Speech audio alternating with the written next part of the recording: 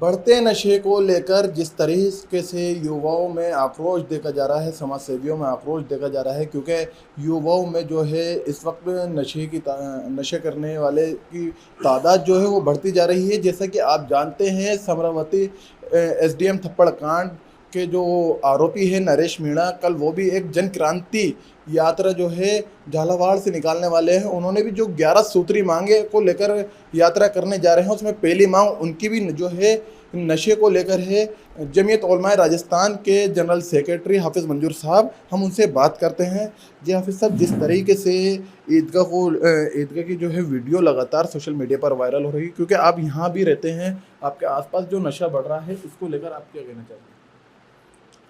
असल में देखिए, नशे का जो मामला बढ़ रहा है सिर्फ ईदगाह का ही मसला नहीं है, बल्कि जयपुर के अंदर बहुत सारे जो कच्ची बस्तियां हैं या ऐसे इलाके हैं जहां गरीब लोग ज़्यादा बसते हैं, निवास करते हैं, वहाँ पर भी ये समस्या है। और जयपुर में ही नहीं, पूरे राजस्थान के अंदर ये मुझसे समस्या दिन पे दिन बढ़ती जा रही है। अब इस समस्या के बढ़ने का जो मुख्य कारण है वो ये कि पिछले काफ़ी दिनों से हम देख रहे हैं कि जो नशा है, स्मैक वगैरह है, ये बड़े पैमाने पर राजस्थान के ज़रिए से स्मगलिंग दूसरे स्टेट में होती है, और राजस्थान जो है वो स्मगलिंग का एक मेन पॉइंट बन चुका है। उसकी वजह से सैकड़ों किलो जो है वो हीरोइन वगैरह पिछले दिनों में, पिछले कई सालों के अंदर राजस्थान बॉर्डर्स के ऊपर पकड़ी गई है। अब असल में दिक्कत ये है कि नशे की जो लत बढ़ रही है, इसके पीछे मोटा मुनाफा है। और हमारे भारत के अंदर जो एक आदत हो गई है लोगों की कि मेहनत किए बगैर अगर पैसा मिलता है तो ऐसे कामों को लोग आसानी के साथ कर लेते हैं। चूँकि इसमें मोटा मुनाफा मिलता है, इसलिए लोग जो है लोगों की सेहत से खिलवाड़ करते हुए इस कारोबार को आगे बढ़ा रहे हैं। अब इसका रोक उस वक्त ही कारगर साबित हो सकती है जबकि हुकूमत के अंदर दृढ़ इच्छा शक्ति हो। हुकूमत नशा रोकने के नाम के ऊपर या कल्प्रिट्स को कभी कभी जो है गिरफ़्तार कर लेती है कुछ लोगों को, और उसके बाद चंद महीने वो जेल में रख कर के वो छोड़ देती है। इससे जो है उसके ऊपर कोई फ़र्क नहीं पड़ रहा है। बड़ी बड़ी मछलियाँ जो हैं, हमारा ऐसा एहसास है कि उन्हें जो है कहीं ना कहीं जो बड़े लोग हैं या सत्ता में बैठे हुए लोग हैं या ये कहीं एडमिनिस्ट्रेशन के अंदर जो लोग बैठे हुए हैं, उनका संरक्षण उन्हें कहीं ना कहीं प्राप्त है। यही वजह है कि बड़े लोगों की गिरफ्तारियां नहीं हो रही मतलब हैं। आपका कहने का यह मतलब है कि शासन और प्रशासन दोनों मिलकर जो है नशे को बढ़ावा दे रहा है।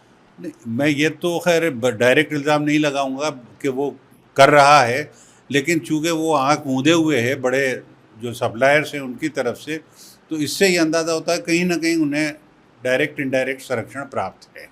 ठीक है हाफिज़ साहब, आप जो है एक समाज सेवी होने के साथ साथ इस्लामी स्कॉलर भी है, और जिस तरह से मुसलमान युवा जो है वो भी नशे की गिरफ्त में आते जा रहे हैं, उसको लेकर आप क्या कहना चाहेंगे? अब देखिए, इस्लामी नुक्ते नज़र से तो यह है कि इस्लाम के अंदर तो नशा हराम है। इसलिए जो है हमारे जो उलमाए किराम हैं, हमारे जो मस्जिदों के ज़िम्मेदारान हैं, समाजी ज़िम्मेदारान हैं, उनको इसके ख़िलाफ़ मुहिम चलाना चाहिए। लेकिन मैंने बताया ना, मुहिम इस वक्त तक कारगर नहीं हो सकती है जब तक कि जो है एडमिनिस्ट्रेशन एक्टिवली जो है इन तमाम चीज़ों के ऊपर पाबंदी लगाने का मतलब ये कहिए कि दृढ़ इच्छा शक्ति नहीं दिखाता है, नंबर एक। नंबर दो ये है कि पिछले दिनों जो है पंजाब के अंदर हमने देखा कि वहाँ नशे की लत इतनी ज़्यादा आम हो गई थी कि वहाँ हर घर, हर गांव, कस्बे के अंदर घर घर नशा बिकने लगा था, नशा इस्तेमाल होने लगा था। लेकिन वहाँ की सरकार ने दृढ़ इच्छा शक्ति दिखाई, तो अब धीरे धीरे वो जो पंजाब का जो लोग हैं वो राजस्थान शिफ्ट हो गए हैं, और राजस्थान में इस कारोबार को शिफ्ट कर दिया है। दूसरा, इस कारोबार के लिए मुख्य जो सप्लाई लाइन है वो गुजरात है। पिछले दिनों बहुत बड़ी खेप जो है वो गुजरात की बंदरगाह के ऊपर, प्रोबेबली अडानी की बंदरगाह के ऊपर पकड़ी गई थी। फिर उस खेप का क्या असर हुआ कुछ पता नहीं चल सका। लाखों करोड़ रुपए का जो है वो नशा पकड़ा गया था। तो सरकार इस सिलसिले में सख्त कानून बनाए, नंबर एक। नंबर दो, जो लोग नशे के आदी हैं उनको कुछ टाइम के लिए जो है वो दवाई गोली दे दी जाती है और हो जाते हैं, तो उनके लिए रिहेबिलिटेशन सेंटर बनने चाहिए। प्राइवेट तौर के ऊपर रिहेबिलिटेशन सेंटर बने हुए हैं, वो इतने महंगे हैं कि आम आदमी के पहुंच से बाहर हैं। तो इसलिए सरकार जो है रिहेबिलिटेशन सेंटर बनाए, वहाँ जो है साल 6 महीने जो एडिक्ट लोग हैं उनको साल 6 महीने वहाँ अलग बिल्कुल रखा जाए, और जब ये इत्मीनान हो जाए कि अब ये दोबारा उस दलदल में नहीं फंसेंगे। बल्कि मेरा तो कहना ये है कि उन्हें, अगर जयपुर का कोई बाशिंदा है तो उसे उठा करके साल 6 महीने रिहेबिलिटेशन सेंटर में रखने के बाद उसे कहीं या तो बाड़मेर पहुंचा दी जाए, जैसलमेर पहुंचा जाए, ताकि यहाँ का सर्किल जो है वो कट जाए उसका, वरना वो सर्किल दोबारा उससे कांटेक्ट कर लेता है और वो चीज़। क्योंकि अक्सर देखा जाता है नशा मुक्ति में जो युवा जाते हैं वो आने के बाद फिर नशे में लग जाते हैं। इसलिए उसका तो इलाज यही है कि आप साल 6 महीने उसे वहाँ रखें और उसके बाद उसके ही साल 2 साल के लिए उसे ज़िला बदर कर दें।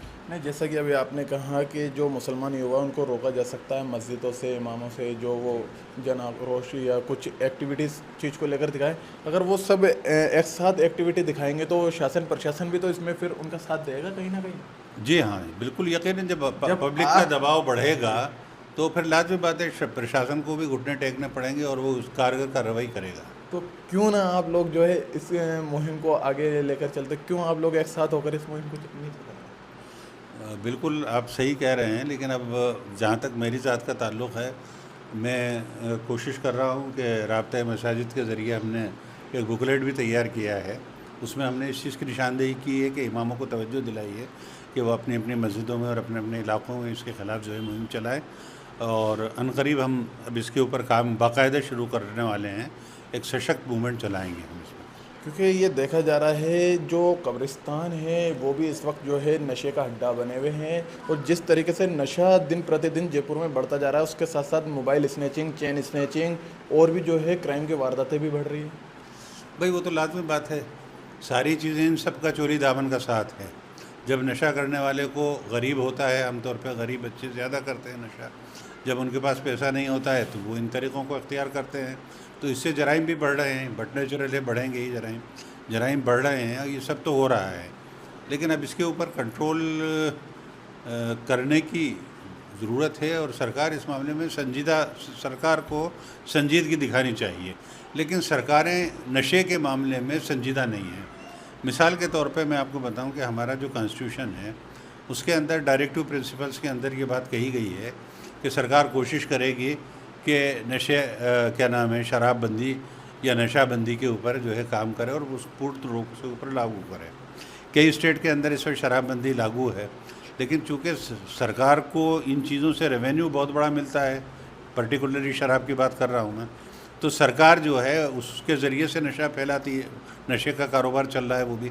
अब वो आगे बढ़ गया है, तरक्की कर गया है। पहले सिर्फ नशा जो है वो शराब से होता था, अब वो बढ़ करके इसमें और दूसरी चीज़ों की तरफ जो है लोगों ने, चूँकि उसमें और ज़्यादा कमाई होने लगी है तो लोग उस तरफ जा रहे हैं।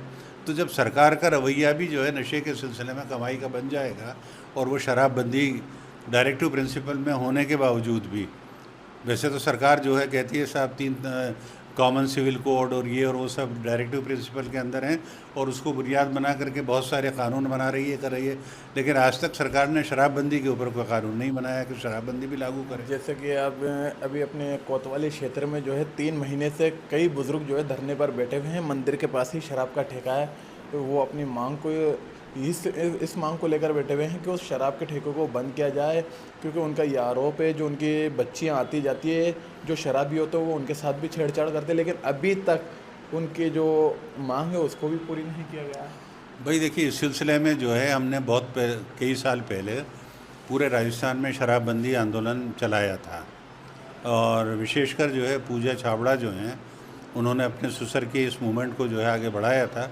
और हमने शाना बशाना काफ़ी लंबे टाइम तक उनके साथ काम किया, और